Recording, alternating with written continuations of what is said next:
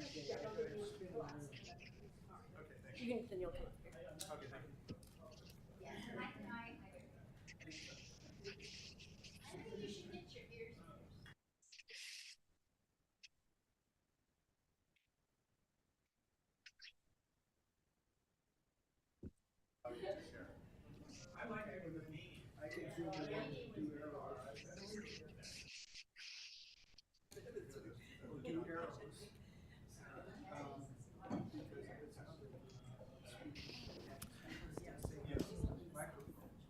All right.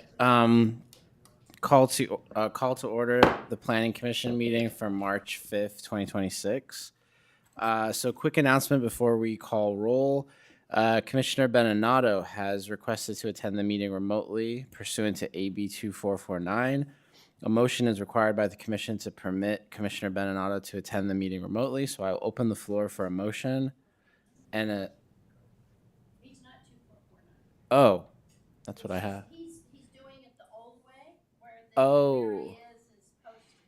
Okay. You don't need to vote on this one. Oh, Well, I okay. wanted to vote no. Okay. My mistake. But he's doing it under the, how many Brown Act provisions have we had? Oh. This is the old way. Like, I the see. old way, 4361 and 2449, and now. I can't hear what Jolie is saying. Basically, we don't have to do the. Yeah, and we can turn you off at any time. Yeah. Excellent. Yeah. I did have one question. I know I have to remain on camera. Should I mute myself in between? Is that okay? Yes, I would do that so we don't get any background. Okay. And Eric, I can get even with you, Yeah, I know. Okay. Okay. So in that case, I will just go to have a roll call to have a quorum check. Commissioner Steinle, Yes. Commissioner Mensinger, Yes. Commissioner Ross, Here, Commissioner Roach, Yes. Commissioner Beninato, Virtually present. and Chair Ahi. Yes. Okay. Moving on, I will go next to public comments on items not on the agenda. Are there any comments on items not on the agenda tonight? Seeing none, I will move on to the consent calendar. So, Planning Commission meeting minutes from February 19th, 2026. Is there a motion and a second to approve those meeting minutes? So moved. I'll second. Okay, if we could get a vote. Commissioner Steinle, Yes. Commissioner Mensinger, Yes. Commissioner Ross, yes. Commissioner Beninato, Yes. Vice Chair Roach, Yes. and Chair Ahi. Yes. Unanimous approval. Okay, so next up, we will move to the public hearing, D25-0006 and CUP 25-0002 for 1860 Grant Road. We will have a staff presentation followed by questions. Good evening, Planning Commissioners. Brittany Whitehill, Senior Planner. The item for your consideration this evening is a conditional use permit modification and design review application for St. Simon School at 1860 Grant Road. The project site is an approximately 8-acre triangular property located within at the northwest corner of Grant Road and Foothill Expressway within the Public and Community Facilities Zoning District. It is bordered by Grant Road at the east, Foothill Expressway to the south and west, and single-family residences to the north, with primary access provided by 2 driveways on Grant Road. The site contains 3 main uses: St. Simon Catholic Parish, St. Simon Catholic School for grades kindergarten through 8, and St. Simon Preschool. The church was established in 1956, followed by the school in 1960, and the campus has been modified through various permits since its establishment. The project proposes to construct a new 1,700 square foot building near the southern corner of the site for a preschool classroom, lunch prep area, and small office. The design includes gable and flat roofs, stucco siding, and stone accents, and is intended to be compatible with the existing campus buildings. The adjacent outdoor play yard will also be renovated. The project will reconfigure on-site parking to create 12 dedicated parking stalls near the preschool for safer and more convenient drop-off and pickup of preschool students. The project also proposes improvements to an existing plaza between the church building and the parish center, including installation of a seat wall, shade structure, an outdoor barbecue, landscaping, and decorative paving. As part of a CUP modification in 1995, a parking study was prepared and determined that 212 spaces were required for the church and school. Currently, the site has 220 parking spaces, and the project would remove 3 spaces, resulting in 217 total parking spaces. An updated traffic study prepared for the project by a licensed traffic engineer confirms that the proposed parking supply is adequate. The study also evaluated drop-off and pickup operations and provided operational recommendations to reduce off-site queuing on Grant Road, which are reflected in the conditions of approval. Finally, St. Simon's School currently operates with an overall enrollment cap of 580 students, as well as a limit on the number of preschool students. The project requests to increase preschool enrollment while adhering to the existing 580 student cap.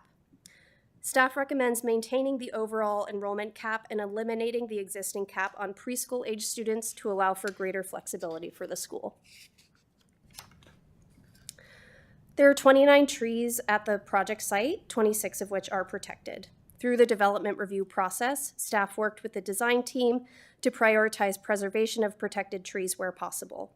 The project proposes removal of 8 protected trees, including 1 listed as an undesirable species, and the remaining 7 due to conflicts with the new classroom building, required stormwater bioswales, and reconfigured preschool parking. To mitigate these removals, the project will plant 20 new 24-inch box trees and additional shrubs and ground cover. The staff report did indicate that 9 trees were proposed for removal. This was due to a minor inconsistency in the plans and arborist report and is not correct. Staff has confirmed with the applicant that tree number 8, which is a protected carob tree, will be preserved. Staff suggests modifying conditions 24, 25, 26, and 28 as shown to reflect the preservation of tree number 8.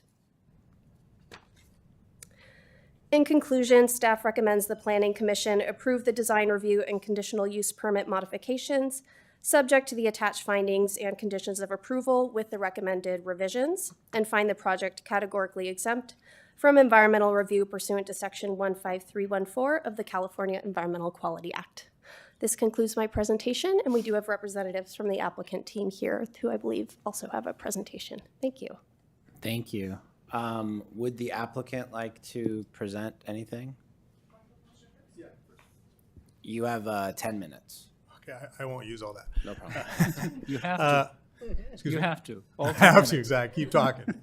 Good evening. I'm Michael Benninghausen. I'm Chair of the Facilities Committee at St. Simon Parish. And thank you for your time this evening. And I want to thank the planning staff and Brittany for all their hard work in reviewing the application. As you know, we're looking to expand the preschool, and I just want to give you a little context. The preschool was expanded a number of years ago. And we're looking to expand it again because, as you may know, St. Simon is what's called a double school. We have 2 classrooms per grade level, K through 8. But the current preschool is a little undersized to feed the kindergarten, and thus we have sometimes a little lower than ideal enrollment in the lower grades. Moreover, there's a high demand for preschools in the area, and we have a long waiting list. And so by expanding the preschool, we'd be able to serve more families. Our architect will go over some of the improvements in the parking, which I think makes it much easier for families to get in and out and the families and children to access the preschool. And then lastly, I just want to address the cap. As was pointed out, the overall cap on the campus for enrollment is we're not asking to change that. Based on current applications, we expect enrollment for next year for the entire campus to be about 530. And about 60 of those would be in the preschool, assuming we have this approval and we build over the summer as we hope. Okay, that's all I have. Any questions? Or I'll turn it over to the architects. Great. Okay. Thank you so much.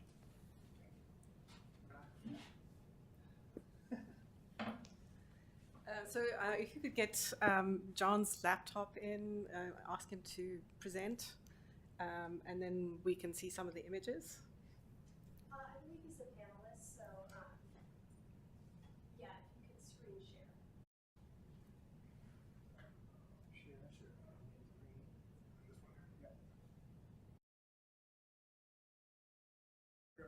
There we go. All right, great. So I'm going to keep this very brief. And Brittany did a great job of explaining the project, so I don't need to spend a whole lot of time on it. But basically, there's 3 different areas that we hope to be working on this summer. There's the upper walkway to the upper field that's going to be has already been approved as a separate project last summer already. Then we have the work that's in the church plaza. And that area is interesting because it's the glue that makes this school and the parish community work. Basically, this is a kind of school where people park their cars and pick up their kids, and they all stand around chatting in that area after school, and they arrange play dates and they get to know each other, and it creates a really strong school spirit, which people remark on. It is a very nice feature of the school. And then the other work we're doing, as Michael said, is to add the preschool classroom near the bottom of that drawing. And we are very focused on creating a safe environment, not only for the parking. So from that layout, well, we'll talk about that later in the next screen. John, can you scroll down? If you could, There you go. if you could move the mic closer, just on Sorry. make sure. Yeah. I know I'm very soft-spoken, sorry. And this is the plaza area.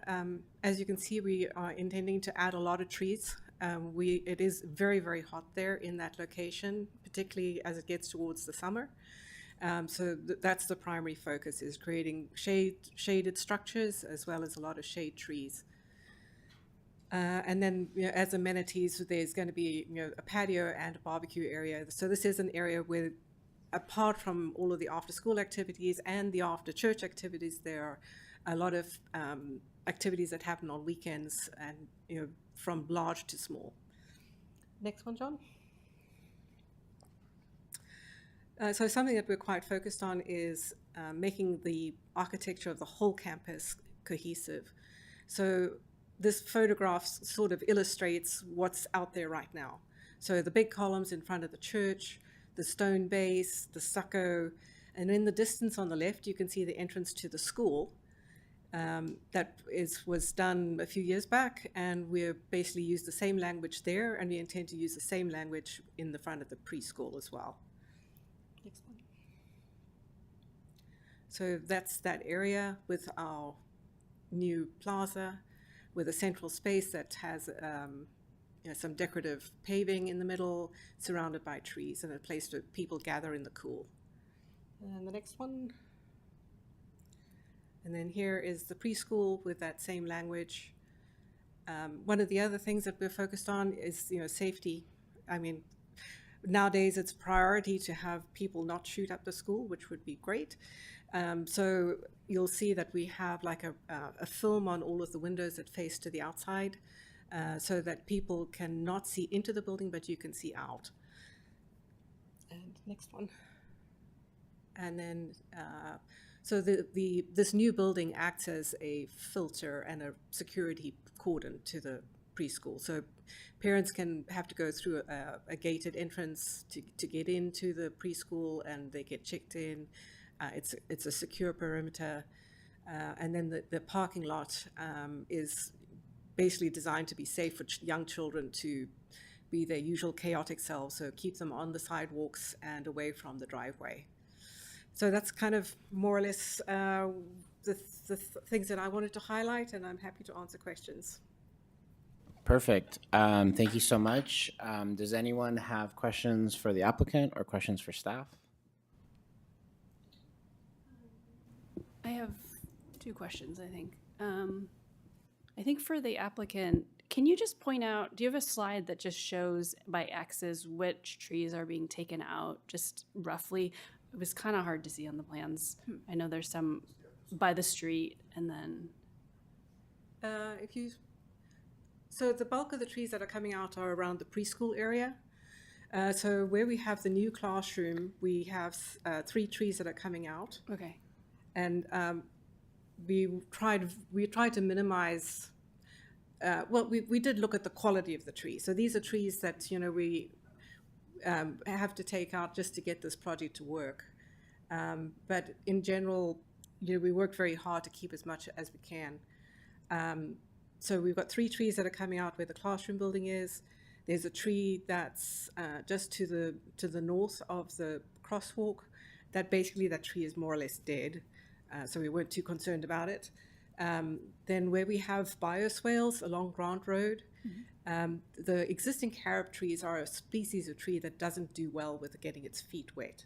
So we're putting in trees that can accommodate having their feet wet. So we're basically taking that out where we have bioswales and we're putting back trees that can accommodate the wet. Thank you. And then my second question is for planner. This is not particular to this specific project, but it came up in this project that they have done the parking study in 1995. So I'm just curious, when is a parking study no longer applicable? How many years? It sounded like the analysis was also that there were enough parking spaces here, but I'm just curious because that's a 30-year-old parking analysis. So we did have the applicant had a traffic engineer on their team. So we had their traffic engineer did a peer review of the 1995 study and sort of expanded on it and confirmed that that the analysis is still valid. But is there usually like a time limit for studies?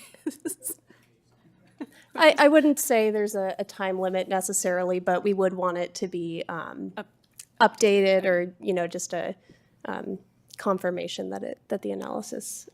Yeah, and the still traffic engineers did the peer review, and it was dated January 16th, 2026. Yeah. So they're confirming that it's still okay as of 2026. Yeah.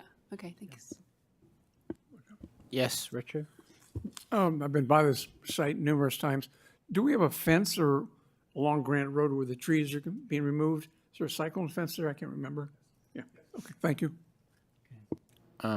Okay. Joe, do you want to go next? Sure.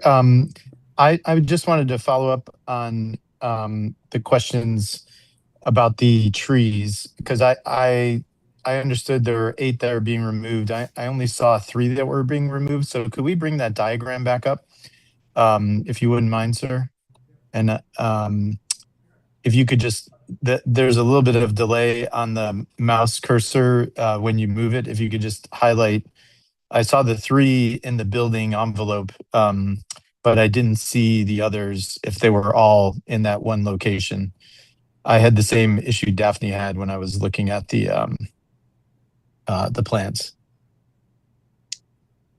And maybe somebody could go to the microphone and describe where the other ones are. Yeah, so this the one that's pointed to there, that's the one that's dead. That one. That is the ones that are along Grant Road are carob trees. So there's 3 of them coming out. Okay. Then there's 3. Got it. The dashed lines are the removed trees then. Yeah. Okay. Because some of them have red crosses and others don't, and I think that's what was confusing. And are all 8 in this area, or are there some over in the patio area as There well? were some in the patio area. Those were all very small trees, excepting for one. John, do you want to go to the and go one more? We need the site plan. There we go. And so in the middle of that lawn area, so just to the north of where the cursor is now, there were 3 small trees that are coming out. 2 or 3, I can't remember. They're not particularly special. And then go further, a little more. There we go. So towards that area there, we have a very large palm tree, but it's actually noted as a type of tree that's it's getting diseased in the area. So a lot of them are actually dying out. So it is protected because of its size, but it's not particularly wonderful because it's just a species that doesn't do well here. So it appeared that was more than 8 that you just highlighted. Am I counting wrong, or I saw about 6 or 7 over by the school area, and then some number near the church plaza. So if I could provide some clarification. So I think what Stephanie was highlighting was some additional non-protected trees that are being removed. So in terms of the protected trees, it's 8 total, and one of which, the Canary Island date palm, is listed on the city's list of invasive and undesirable trees. Wow. Could you show the photo of that palm tree that was on one of these slides? There you go. Yeah. Th- that is a beautiful tree. It looks extremely healthy. So those are being removed around Los Altos due to disease or some other issue? That is my understanding, that they don't do well in the area.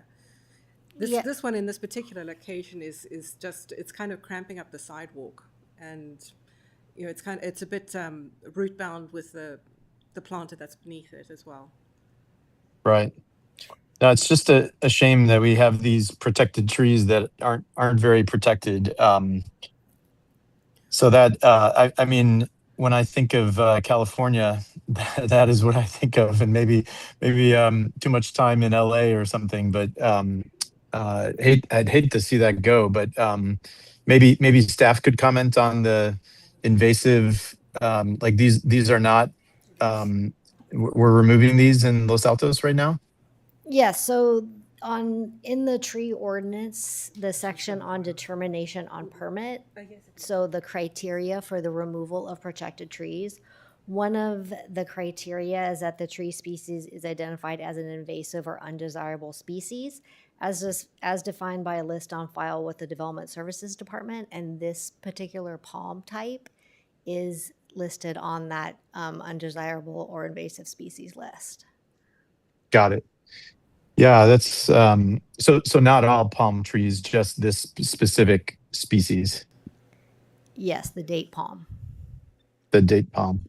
What a shame. Okay, well, that was my question about the trees, and then just briefly on the preschool cap. I just had a question for staff, and perhaps during public comment we may hear from others. But are there any? It seems logical to me that if the enrollment is kept at a certain number, switching it around between second graders and preschoolers or eighth graders, seems like it might be fine. But I'm not an expert in school enrollment, and I'm just wondering if you traded all the eighth graders for preschoolers or vice versa. Does that create some issue? It seemed like in the staff report there was no problem at all with the enrollment caps or any concerns from anybody about that. Is that accurate? That was a question for staff. That's accurate. So our staff's recommendation is to maintain an overall student cap and to allow the school flexibility to, determine distribution among grades that best suits their needs. We don't believe that there would really be implications in terms of noise or traffic with changes in grade levels. Okay, great. Yeah, if I could just add to that, I think where it starts to make a difference is really at the high school level with the kids starting to drive themselves. Yes. Okay, great. And one last question. There was mention of the bollards are removed and then the cars process in, and it wasn't clear to me where those bollards were located. If someone could call that out on the plans, I was just right there. So normally that parking lot is not accessible during certain times of day, and then it's opened up for pickup and drop off or something like that. That's right. Yeah. So it's closed and during the school day, and that back parking lot is used as a play yard. Got it. Okay, that makes a lot of sense. And could you scroll a little bit? So what street is that entrance off of? Is that Grant Road or Grant Road? Okay. So there are multiple entrances to the campus or just one? No, there's one entrance and one exit. Got it. It's a one-way. So they go into that parking lot and then they come out of the other entrance on the way out? Yes. Perfect. Thank you so much. That's all of my questions. Thank you. Okay, great. Any other questions? Sure. Is your preschool half day or full day? It depends on the age of the kids. Yeah. So there is, for the little ones, they have half-day programs, and for the older ones, they have full day. Right. And as mentioned in the report, the drop-off and pickup is a little flexible, so it actually doesn't really add much traffic because they can drop them off as early as 7:30 or 9 or something like that, depending on the age of the kids. Okay. And then do you do an afternoon and morning session for the younger kids? So like some kids come in the morning and some kids come in the afternoon? Exactly. And is that one child or two children in terms of the student count? Is it a full day equivalent, or is it just as the It's the unique bodies arriving on campus? So it's the number of students on the campus at any one time. Great, thank you. Okay, thank you. Any other questions? Okay, so I will move on to public comment. Do we have any public comment? I don't see anyone in the crowd, but maybe I'm wrong. No? No Okay. cards.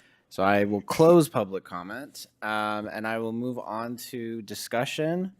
I love hearing from my fellow commissioners, but I would also entertain a motion for approval if anyone would like to do that. But whoever wants to give comments, feel free. Well, I have just a couple of things. One, Brittany, thank you. It was a very good report. And secondly, whatever it is you're giving the parents that causes them to actually behave when they're coming to pick up the kids and drop them off, can we put it in the water at Los Altos High School? I don't think I've ever seen a traffic report quite like that one that was so enthusiastic about traffic working. And so, and I take it, it's miraculous. Well, Of course, you're in the miracle business, but still. We produce videos that we send to the parents telling them how to do it. But they do it. That's But they do it, yes. So no, I think it's I just want to say I think it's great. I'm a little surprised you didn't do the plaza before, but there you are. And I think it's very well designed. I congratulate the architects who worked very hard, and I look forward to seeing the spiffy new building when it goes up. So anyway, I'm prepared to make a motion if there's nobody else with anything to say. Any other comments from anyone? Joe? Yes, I am supportive of the project. I do. I think I'm turning into the tree guy, but I hate when we take down large trees. I know in some cases it's for safety reasons. In other cases, it's because a home or a business is not buildable because the big redwood is right in the middle of the buildable space. But later in this meeting, I'd like to raise that issue. But I had one other request, which I don't know that the applicant would consider, but I did some research about the growth of 24-inch box trees versus 36 versus 48, et cetera. For those who haven't seen a 24-inch box tree, it is very small. I think the diameter of the trunk is probably 2 inches, maybe max, sometimes 1 inch. And the trade-off is that the larger, the 48-inch box, the roots have been constrained for many years as the tree grew up in a box. And so some say that the smaller ones grow faster, and others say, well, you put it in the more established one because it's a little bit bigger up front. But to the extent that the architects are going to be replacing the trees, and they feel that a larger tree might be appropriate in some of those areas, it's going to be many years before a 24-inch box is a viable tree. And so would love to see some work on that with staff as it goes through the planning process. But I understand by the code that the requirement is to replace something like that large palm tree or other, well, that one's not protected, but other large trees with only a small stick. And so would love to see some effort to maintain the canopy as much as possible if that's something that would be considered as you go through the process. It was unclear if the landscaping plan was finalized, or if that was still a work in progress with staff as they go for permits. But that would be my only request. So thank you. Thank you so much. If there's no other comments, I would entertain a motion. Okay. Oh, yeah. Just one quick comment is that I actually live pretty close to this site. So I definitely can back up the fact that even when there is pickup and drop off or whatever on Grant Road, it's very organized, and I've never had an issue going through that area. So thank you for managing that, because I know it can be tricky. Please bottle it. Great. Okay. Okay, Brittany, can we get the screen up that has the proposed? Yes. I didn't memorize it, sorry. Sorry, give me one moment. Oh, okay, okay. Okay.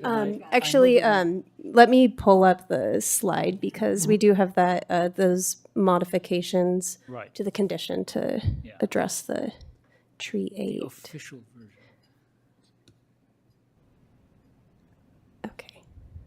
Okay, then I'm going to move that we adopt a resolution approving design review DR 25-0006 and a modification to previously approved conditional use permit, which was CUP 25-0002, to construct a one-story, 1,711 square foot classroom building and various site and landscape modifications at an existing church and school campus per the recommended findings and conditions of approval, with the suggested modification to conditions 24, 25, 26, and 28 to reflect the preservation of tree number 8.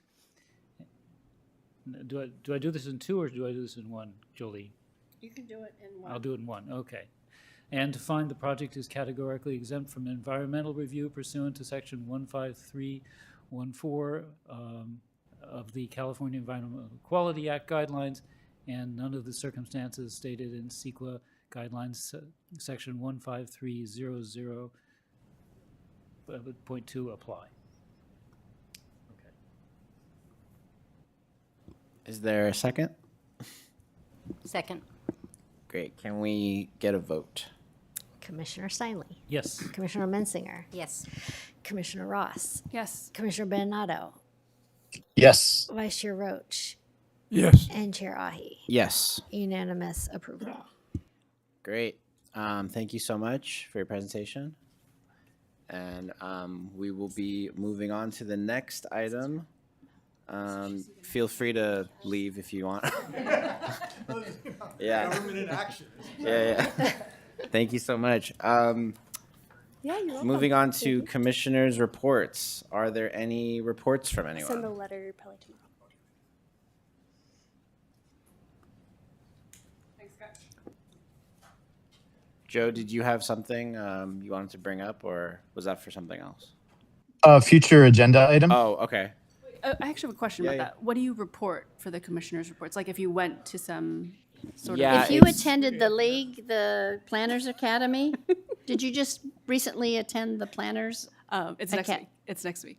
next week? Yeah. Oh, okay. So when you do that, the next meeting, you should orally report that you went and say stuff about what you did there. That's part of your 1234 training and the travel expense stuff too. Yeah, and then also if there's anything from the city council meeting that maybe they discuss that relates to us, this is the time where we can like discuss that. I don't remember them discussing anything at the last meeting, but anyone with reports on that? No? Okay. Maris, Yeah. they did discuss the park and the parking on plazas 1, 2, and 3, and there. If I'll just give a brief update if that's useful to people. There was a variety of opinions. The staff presented 4 concepts, which were very high level, and the guidance that was generally given to staff. There was no vote because it was a study session. Was to not do a Redwood Grove in that area, and to not do underground parking, but to look at the various components that they wanted to do and put them on plazas 1, 2, and 3. There was quite a bit of public concerned. It was a packed house. First meeting, I sat on the floor for 2 hours. That was really fun. But I think a good discussion and agreement by council to move forward exploring the options to see if it's feasible or not. So I know there were many residents who were upset that they thought it was like a done deal and they were going to be picking one of the 4 concepts to start implementing. That was definitely not the case. And I thought it was a very productive, if not lengthy meeting, since it went an hour over scheduled time. So that was the recent council study session. Yeah, that's great. That's a great report of that meeting, I think. So thank you for that. We will move on to potential future agenda items.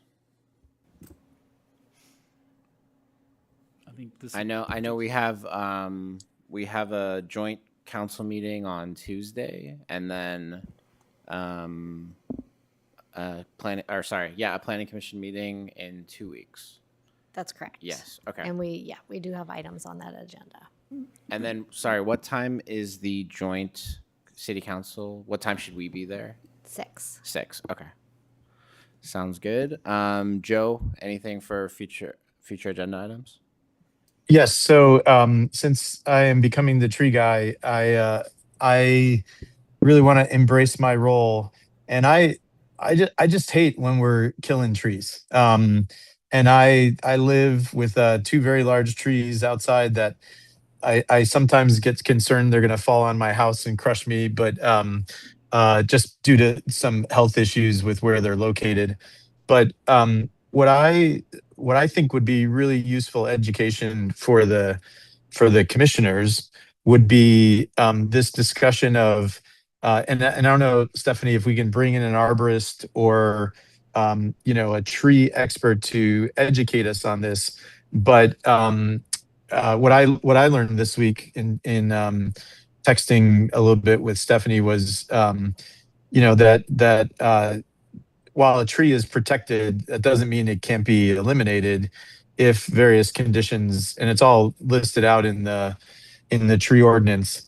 But I think it's ridiculous that the replacement for mature trees is a 24-inch box. And what I would like to understand, to be more educated on this, is what is the right size to replace a mature tree? Is it 24? Is it 36? Is it 48? I know when we recently put in some trees, we discussed in great detail with the arborist as well as the landscape architect and contractor the trade-offs, both with regards to cost, which is usually why you don't put in big trees, versus size. And we ended up with 36, which were very expensive and quite large, and are doing great. The olive and the coast live oak that we put in, while they cost a fortune, they had a huge jump start on a little tiny twig coming up out of the ground. So I don't know if we need support from other commissioners. I know in council they usually need 1 or more, but I would like to be more educated on the topic so that I don't keep complaining about tree replacements if the right answer is always to put in 24-inch box. So do we need support from others, or any thoughts from anybody?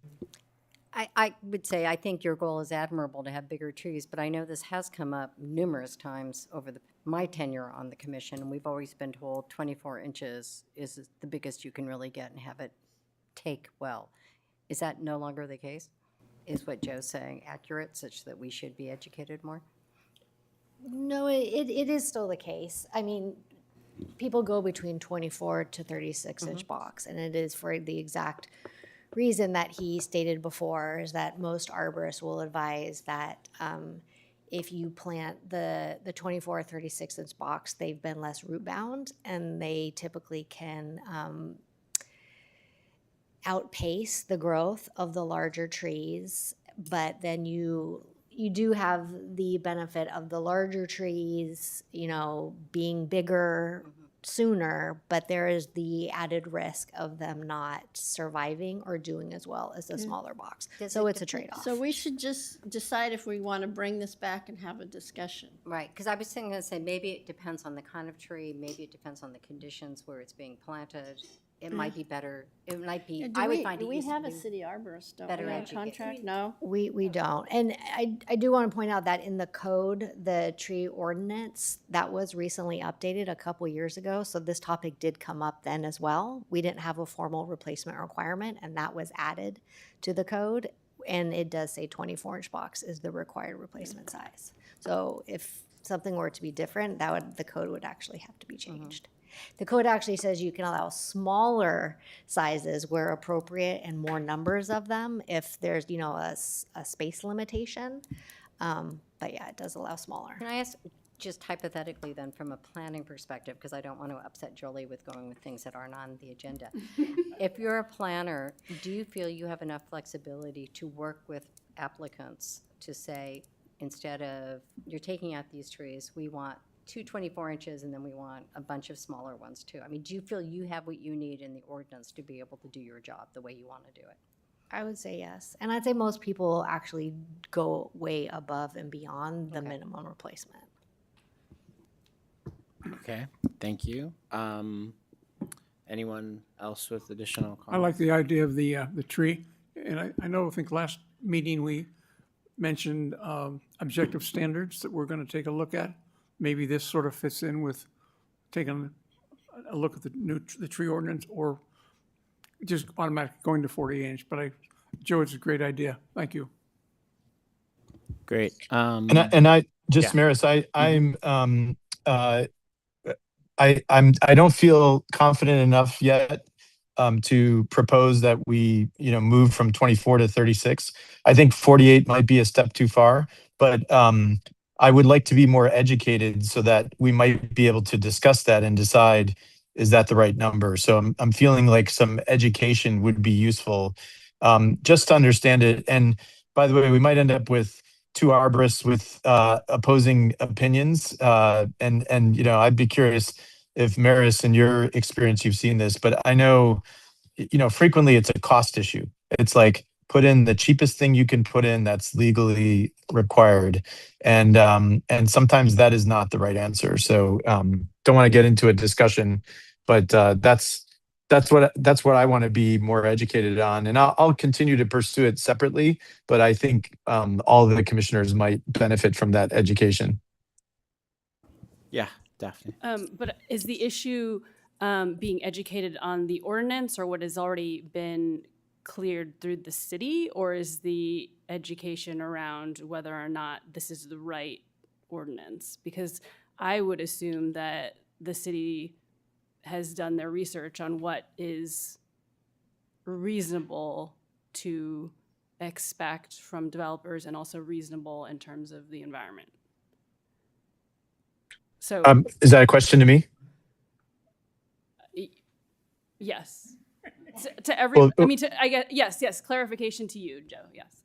Well, I read the ordinance, and I disagree with the ordinance. So we're bordering on discussion, Jolie, of course. But but what I want to understand is what I've learned from the people that I've worked with accurate or not? And should I propose that we move to 36?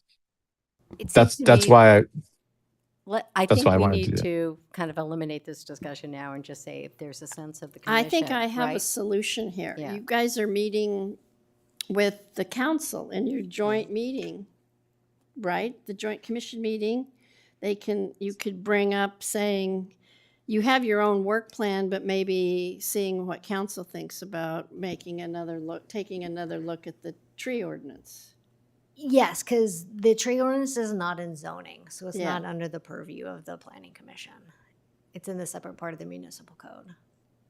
But trees are part of the Development review process. they're part of the application process. So I can see there is some sort of nexus, but we don't want to go off looking and trying to have a future agenda item that the council's not aware of. And so, especially since we just looked at it recently, but I mean, bring it up. You may get a majority of the council to say, yeah, put it on your work plan.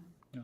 And along with that, if I can suggest, since we are meeting with the council and this would be appropriate to do it, we are talking about looking at the objective standards at some point down the line, not necessarily at the next meeting, maybe not even in 2026, but at some point. And this could be folded into that. That could be one of the questions that would come up. That would be part of, our planning thing. So we have opportunities to come back to this in that way as well.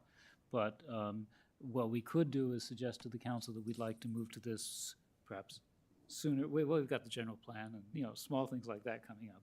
But that's something we would like to make sure is on our radar scope, if not our work plan. So I'm seconding Jolie's suggestion, by the way. That's so. But by Okay. expanding it a little bit, because we have some other things that we want to work on as well down the line. Okay. Great. Yeah, I would just say I think I'm cognizant of staff time and whether or not they have the ability to kind of create this agenda item. So I'll kind of refer to them as far as how they think we should kind of move forward with it. But I think it's a good discussion to start having. So that's good. Okay, anyone else with anything? All right, so with that, it is 6:45. Meeting is adjourned.